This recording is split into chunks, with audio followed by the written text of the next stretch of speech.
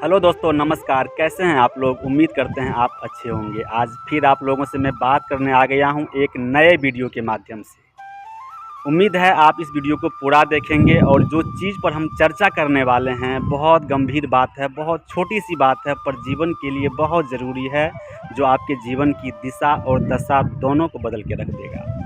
कहते हैं दोस्तों, प्रार्थना और ध्यानाभ्यास, ये दो ऐसे शब्द हैं जिनमें बहुत से लोगों को लगता है दोनों एक ही चीज़ है।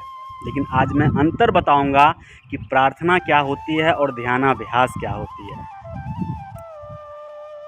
दोस्तों, प्रार्थना जो है परमात्मा से बात करने का एक प्रभावशाली तरीका है, लेकिन परमात्मा से बात करने का सबका तरीका, नज़रिया अलग अलग होता है। हमारे समाज में ही इतने सारे लोग हैं, क्या सभी के बात करने, बोलने, चलने, रहन सहन का तरीका एक जैसा है? बिल्कुल नहीं है। उसी प्रकार प्रार्थना करने की प्रक्रिया सबकी अलग अलग होती है। कुछ लोग प्रार्थना में अच्छा स्वास्थ्य को लेकर कामना करते हैं, हे ईश्वर हमारे अच्छे स्वास्थ्य को बना दें। कुछ लोग अच्छे संबंध को बनाने के लिए प्रार्थना करते हैं, तो कुछ लोग दौलत, चीज़ें, संपत्ति को लेकर के प्रार्थना करते हैं।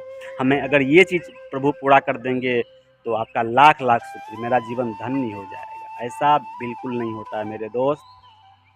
कहते हैं प्रार्थना में आप ईश्वर को अपनी डिमांडिंग बताते हैं, जबकि ध्यानाभ्यास में आप प्रभु की विचार को सुनते हैं कि प्रभु का जो हमारे प्रति योजनाएं हैं वो क्या है, उसे ही ध्यानाभ्यास माना गया है।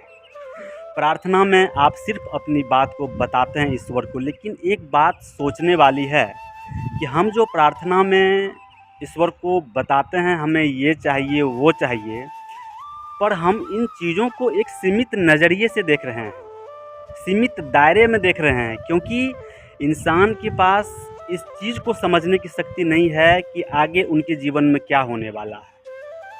तो अगर वही चीज़ हम सीमित नज़रिए से देखते हैं, अगर ईश्वर उन चीज़ों को पूरा नहीं करते हैं तो हम मानव दुखी हो जाते हैं। कहते हैं ईश्वर तो दुनिया में है ही नहीं, अगर वो होते तो हमारी मदद करते। बहुत गलत कर रहे हो मेरे मित्र, मेरे दोस्त, चीज़ों को ध्यान से समझो। प्रार्थना में हम ईश्वर को जो बताते हैं वो एक सीमित नज़रिए के अंदर रहता है, सीमित दायरे में रहता है। अगर उन चीज़ों को ईश्वर पूरा नहीं भी करते हैं, इसमें नाराज़ होने की कोई बात नहीं है। लेकिन जब आप वही चीज़ ईश्वर के ऊपर छोड़ देते हैं कि हे ईश्वर, आखिर हमारे लिए आपके पास क्या योजनाएं हैं, जो हमारे लिए बेहतर होगा वही योजना आप हमें प्रोवाइड करेंगे, वही योजना आप हमें देंगे।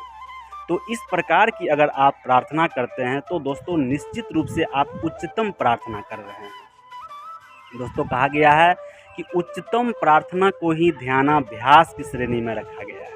ध्यानाभ्यास का तात्पर्य होता है कि प्रभु को जानना, प्रभु को पाना, उनके बारे में गहराई में उनके विचारों को जानना, ये होती है। और क्योंकि जब आप प्रभु को जानने और पाने की इच्छा आपके अंदर, आपके हृदय में पैदा होती है ना, तो आपके अंदर दोस्तों एक लगातार पुकार बन जाती है। एक ऐसी पुकार बन जाती है, जब तक आप प्रभु और परमात्मा को पा नहीं लेते वो पुकार आपकी बंद नहीं होती। इसे कहते हैं, इस प्रकार की गई प्रार्थना को ही ध्यानाभ्यास कहा गया है, और शास्त्रों में ध्यानाभ्यास को ही उच्चतम प्रार्थना भी कहा गया है। तो दोस्तों, इन दोनों चीज़ों को समझने की ज़रूरत है। अब ध्यानाभ्यास का तात्पर्य सिर्फ इतना ही नहीं है हम शांत अवस्था में बैठ गए, ध्यान मुद्रा में बैठ गए ध्यान कर रहे हैं, बिल्कुल भी नहीं। ध्यानाभ्यास का सही अर्थ होता है अपने संपूर्ण ध्यान को प्रभु की खोज में एकाग्र कर देना, जिससे आपकी जीवन की दिशा और दशा दोनों बदल जाती है। तो हम उम्मीद करते हैं आपको प्रार्थना और ध्यानाभ्यास, इन दोनों शब्दों में अंतर समझ आई हो।